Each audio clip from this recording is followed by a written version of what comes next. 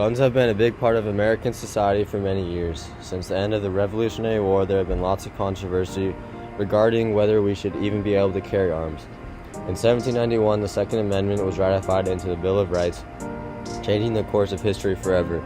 Civilians can now carry guns, and one of the major arguments is that the guns way back then were so much different from the guns today. Over time, so many advancements in the field of weapons have been made until today, where guns can kill everything in sight and are all around the United States. We went from small pistols and muskets, bamboo sticks with musket balls, all the way to automatic machine guns.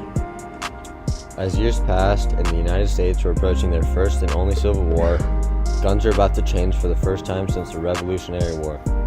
In 1849, the mini ball was invented by a French army officer, Claude Etienne Minié. It was basically the first modernly shaped bullet shaped similar to a football with a flat back end. It also included 3 grooves towards the back so it would spin, creating more accuracy. The previous loose-fitting musket balls were barely accurate up to 50 yards. Now, the barrels in the rifles were also curved so the bullet would create even more spin. Imagine 2 armies standing across from each other in the Civil War. They were probably more than 50 yards apart, and the mini ball helps aim slightly. In 1860, 6 years before the Civil War, a new rifle was created by Benjamin Tyler Henry. It was the first semi-automatic rifle, and soldiers could fire up to 12 shots a minute as opposed to the 3 or 4 in their normal musket rifles. It wasn't quite a true semi-automatic gun, which fires with every pull of a trigger. It had to be cocked each time before pulling the trigger, but not having to pack in powder or slide in a bullet saved lots of time. During the war, not many soldiers actually had these guns. It was said that since the small amount produced were used by the North, it was a great help to them winning the war. During the Revolutionary War, people were only able to use simple guns, unlike today. The guns that the people were able to use were only able to shoot 3 or 4 times a minute, depending on how fast a person is at reloading the gun. The guns that they used were very inaccurate, slow, and inefficient. In order to shoot a gun back then, you had to pour in the gunpowder into the barrel, pack it down, put in the metal ball, and then spark it with the trigger in order to shoot it. They would use a metal ball in order to shoot, but it was a bad idea because it would travel like a knuckleball in the air, which is why most guns during the Revolutionary War were very inaccurate. The soldiers in the Revolutionary War could only use muskets, daggers like a bayonet, and pistols that the soldiers would carry in their pockets.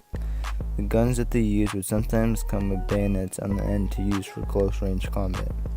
In the war, some soldiers could use long rifles, which could shoot up to 300 yards, unlike a musket, which can shoot about 100 yards and is very accurate compared to muskets.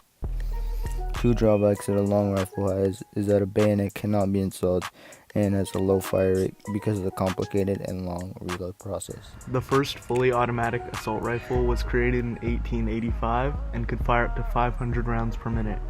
Although being invented in 1885, the first fully automatic rifles were not used regularly on the battlefield until World War I, where the guns became much lighter and more practical for soldiers and planes to use. I'm Grehan. I'm here with Dane Wills, and we're about to interview guns.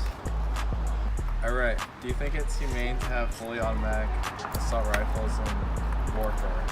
Well, this question, it comes down to whether you think it's humane having firearms in combat at all, really, because fully automatic versus semi-automatic, it doesn't really make much of a difference when, in actuality, semi-automatic is even more efficient at killing than fully automatic weapons can be.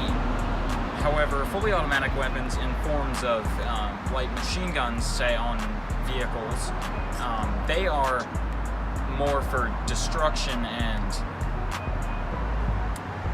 they're much more. Let's see.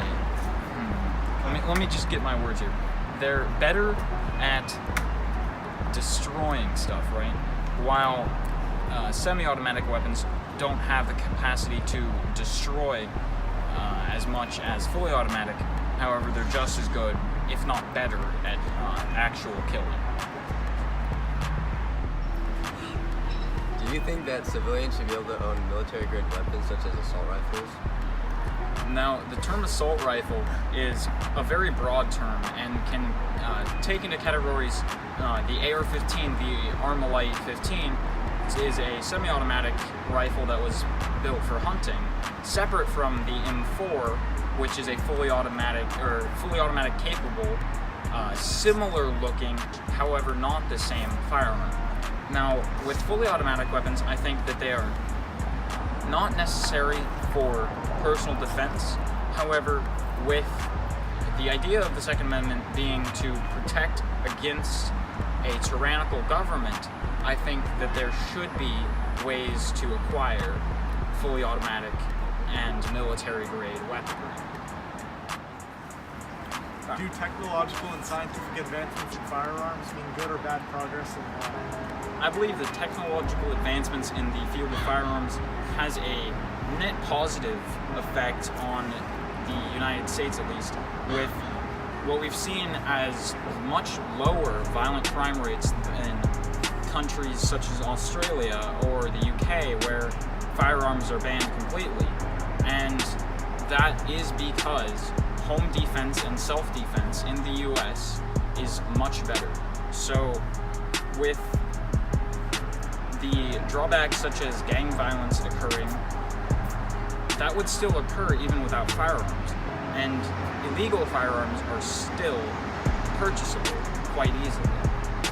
So with advancements in firearms, especially legal firearms, it will mostly positively benefit the US community, the citizens themselves, and protect the people who are weaker and who need extra protection and who cannot protect themselves.